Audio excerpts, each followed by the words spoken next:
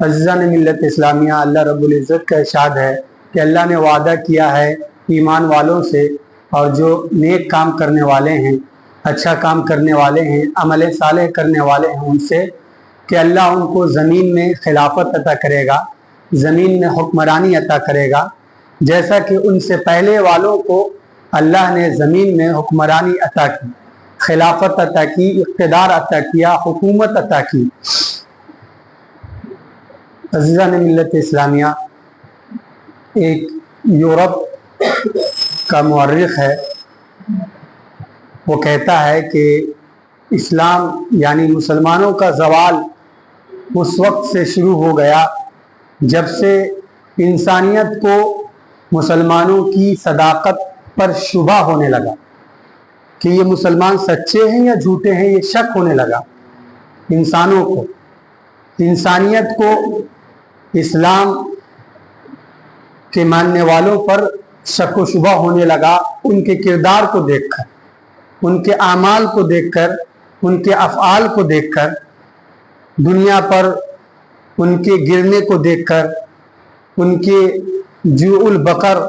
گائے بیل بھینس کی طرح کھانے پینے کو دیکھ کر، اور بالحوثی ہوس کے شکار ہونے کو دیکھ کر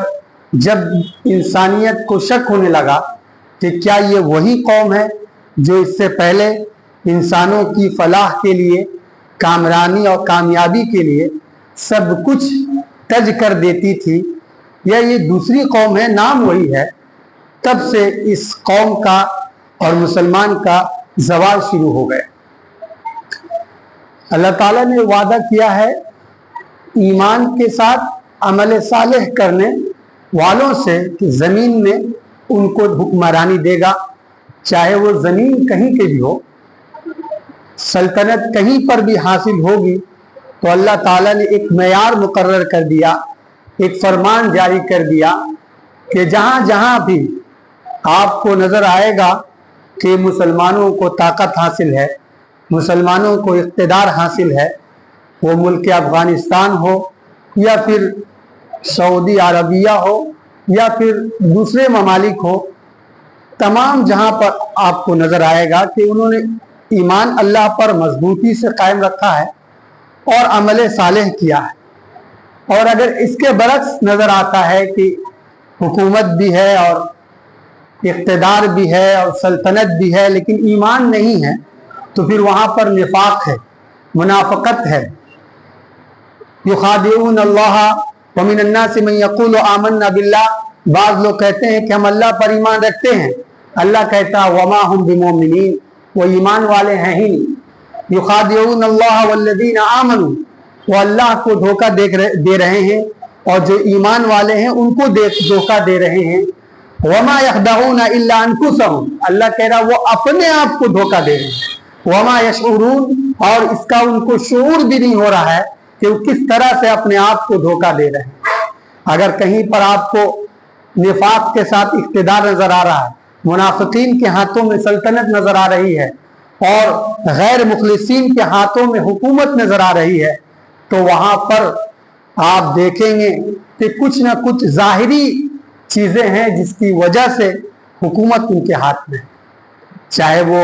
اسلامی قوانین کا ظاہری نفاق، وہاں پر کرپشن کا نہ ہونا، وہاں پر فساد کا نہ ہونا، وہاں پر ظلم اور ہنسا کا نہ ہونا، یہ سبب ہوگا تو یہ عمل صالح میں آ جاتا ہے۔ تو حکومت اور اقتدار کی دو بنیادیں، ایک عمل صالح، اچھا کام کرنے والے، چاہے وہ ایمان کے ساتھ ہو یا بغیر ایمان کے ہو، کوئی بھی اچھا کام کرنے والا ہوگا، چاہے وہ امریکہ کا ہوگا رہنے والا یا پھر عرب کا رہنے والا یا پھر سرزمین ہندوستان کا رہنے والا، کہیں کا ہو، اللہ کو اس سے کوئی مطلب نہیں۔ اللہ نے جو ایمان اور عمل صالح کی شرط رکھی ہے اقتدار کے لیے، حکومت کے لیے، وہ پائی جائے گی، حکومت ہاتھوں میں نظر آئے گی۔ جہاں کہیں آپ کو ایمان نظر نہیں آئے گا، حکومت نظر آئے گی، وہاں پر عمل صالح، اچھا کام نظر آئے گا، چوری وہاں نہیں ہو رہی ہوگی، عصمت دری وہاں نہیں ہو رہی ہوگی، عورتوں کو وہاں نہیں ستایا جا رہا ہوگا، حقوق نسواں ادا کیا جا رہا ہوگا، حقوق انسانیت کی ادائیگی ہو رہی ہوگی۔ یہ سب چیزیں نظر آئیں. اور جہاں پر ایمان بھی ہو اور عمل صالح بھی ہو، ایسا اقتدار اگر آپ کو دیکھنا ہے تو وہ صحابہ کرام کی زندگی میں نظر آئے گی، خلفائے اعظام کی زندگی میں نظر آئے گی، امیر المؤمنین خلیفہ مسلمین خلیفہ خامس حضرت عمر بن عبد العزیز رحمۃ اللہ علیہ کی زندگی میں نظر آئے گی، اور 500 صدی کے بعد سلطان صلاح الدین ایوبی رحمۃ اللہ علیہ کی زندگی میں نظر آئے گی، ان کے استاد نور الدین زنکی کی زندگی میں نظر آئے گی، ان کے بھائی عماد الدین زنکی کی زندگی میں نظر آئے گی، جنہوں نے پورے مشرقی اسلامی سلطنتوں کو سنبھالا، جس سلطنتوں پر عیسائی صلیبی مجاہدین نے یکے بعد حملہ کیا، صلیبی مجاہدین نے جس قبہ صخرہ وہ پیلے گنبد پر قبضہ کیا اور مسجد اقصی پر قبضہ کیا اور وہاں پر صلیب کو ٹانگ دیا، اور اس کے بعد پورے مسلمانوں کو وہاں پر ستایا گیا، مارا گیا. اور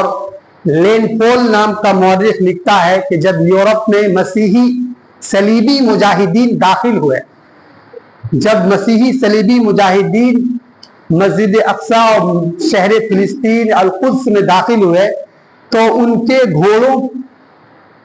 گھوڑوں کے گھٹنے آدھے گھٹنے خون سے مسلمانوں کے خون میں تیر رہے. اس طرح سے خوریزی کی، اس طرح سے مسلمانوں کا قتل عام کیا، اور قبۃ الصخرہ سے مسجد عمر تک جانے والے ہر گھوڑے کا گھٹنا خون سے لال لال تھا. پھر اللہ تعالیٰ نے مسلمانوں پر، جیسا کہ ہمیشہ وہ مہربان ہے، سلطان صلاح الدین ایوبی رحمۃ اللہ علیہ کو پیدا کرتا ہے، اور ان کے ذریعے سے اللہ تعالیٰ مسلمانوں کو پھر سے بیت المقدس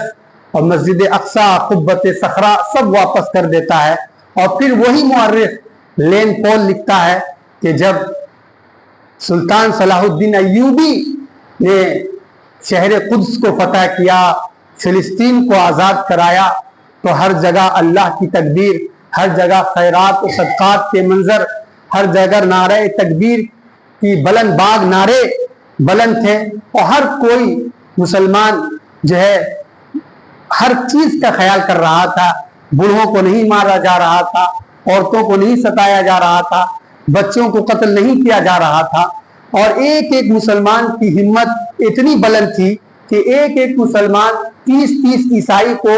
اکیلے قید کرتے ہوئے، جو باغی اور سرکش تھے اور جو تابع نہیں ہو رہے تھے اور جو لڑائی پر آمادہ تھے، ان کو اکیلے ایک ایک مسلمان 30 عیسائی کو کھینچا چلا جا رہا تھا. اور بغیر تشدد کے، بغیر ظلم کے، بغیر ہنسا کے شہر قدس کو سلطان صلاح الدین ایوبی نے محض 30,000 لوگوں کی جانے کے بعد حاصل کر لیا. پھر ان کے بعد جو ان کے خلفاء آئے، جو ان کے جانشی آئے، جو ان کے پیروکار آئے، وہ اس معیار کے نہیں تھے. ان کے اندر وہ جامعیت جو کہ مجاہدین اولین کے پاس تھی، یعنی ایک طرف وہ رات کے شب زندہ دار، رات کے تہجد گزار، اور راتوں کو اللہ سے کے سامنے رونے والے، اور دن کو گھوڑے پر سوار رہنے والے. یہ جو الگ الگ صفت ہے، ایک صفت درویشی اور ایک صفت مجاہد، جو الگ الگ صفت آج دیکھی جا رہی ہے، وہ دو صفتوں کے جامع مجاہدین تھے. سلطان صلاح الدین ایوبی، ان کے استاد نور الدین زنکی، ان کے بھائی عماد الدین زنکی، اور ان سے پہلے صحابہ کرام کا جو گروہ تھا مجاہدین کی شکل میں، وہ سب ایک طرف فقی تھے، عالم تھے، مفتی تھے، قاضی تھے، تو دوسری طرف اسلحہ سے لیس تھے، گھوڑے کے شہسوار تھے، اور دشمنوں پر پوری طاقت کے ساتھ حملہ آور تھے. لہذا وہ جامع صفات جہاں کہیں بھی نظر آئیں گی، وہاں پر حقیقی اقتدار نظر آئے گا، اللہ کی حکومت نظر آئے گی، اور انسانیت کا حقوق اس میں نظر آئے گا. اور پھر سے مسلمانوں کا جو عروج ہے، جو ختم ہو چکا ہے، پھر سے وہ عروج دوبارہ نظر آئے گا. اور جہاں کہیں اقتدار آپ حاصل کرنا چاہیں گے، یہ دونوں चीजें होनी चाहिए, एक अमल सालेह और दूसरा अल्लाह पर यकीन। मामला इस मुल्क का है कि मुसलमानों की इतनी बड़ी आबादी, 20 करोड़ 25 करोड़ 30 करोड़ की आबादी, लेकिन सियासी वजन ना के बराबर। कोई एक पार्टी है तो उस पर एतमाद नहीं, कोई अपने मसलहत के लिए किसी दूसरे पार्टी के तरफ, कोई अपने मसलहत के लिए तीसरे पार्टी के तरफ, कोई अपने मफाद के लिए किसी को वोट, कोई अपने फायदे के लिए किसी को वोट। मामला ये है कि कोई हैसियत। एक सिख ने कहा एक मुसलमान से कि या तो तुम मुसलमान गलत हो या तुम्हारी तारीख गलत है। तुम्हारी मस्जिदें आए दिन मिस्मार कर दी जाती है, गिरा दी जाती हैं, और तुमको कोई फर्क नहीं पड़ता। तुम्हारा कोई ऐसी तुम्हारी ताकत नहीं जो कुछ कर सके।